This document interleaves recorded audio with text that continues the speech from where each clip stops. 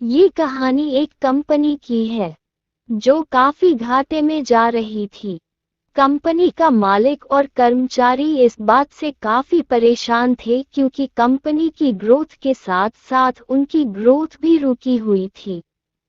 एक दिन उस कंपनी के मालिक ने कंपनी के गेट पर एक नोटिस लगा दिया जिस पर लिखा था, कल रात उस कर्मचारी की मौत हो गई, जिसकी वजह से इस कंपनी की और आपकी ग्रोथ नहीं हो पा रही थी और शोक मनाने के लिए हम सभी 1 घंटे बाद ऑडिटोरियम में मिलेंगे।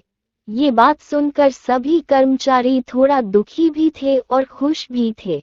दुखी इसलिए थे क्योंकि उनके साथ का ही कोई अब इस दुनिया में नहीं रहा, लेकिन वो इस बात से खुश भी थे कि अब वो व्यक्ति नहीं रहा जिसकी वजह से उनकी और उनकी कंपनी दोनों की ग्रोथ नहीं हो पा रही थी। और हर कर्मचारी यह भी देखना चाहता था कि आखिर वह व्यक्ति था कौन।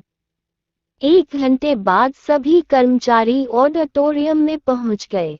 ऑडिटोरियम में एक कॉफिन रखा हुआ था और बारी बारी से सभी कर्मचारियों को उस व्यक्ति को देखने का मौका मिला, लेकिन जब भी कोई कर्मचारी उस कॉफिन के अंदर देखता तो वो मायूस हो जाता और सर झुकाकर वहां से चला जाता, क्योंकि उस कॉफिन के अंदर एक आईना रखा हुआ था।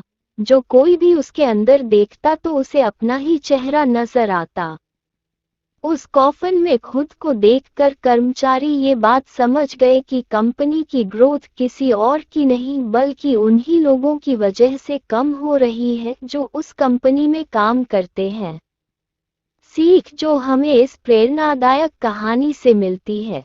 ये छोटी सी कहानी हमें ये बात सिखाती है कि हमारी असफलता और हमारे फेलियर का कारण कोई और नहीं बल्कि हम खुद हैं। अगर हम अपने काम में अपना 100% एफर्ट नहीं देंगे तो हमारी ग्रोथ कभी हो ही नहीं सकती। कामचोरी किसी भी इंसान को लाइफ में कभी भी आगे नहीं बढ़ा सकती।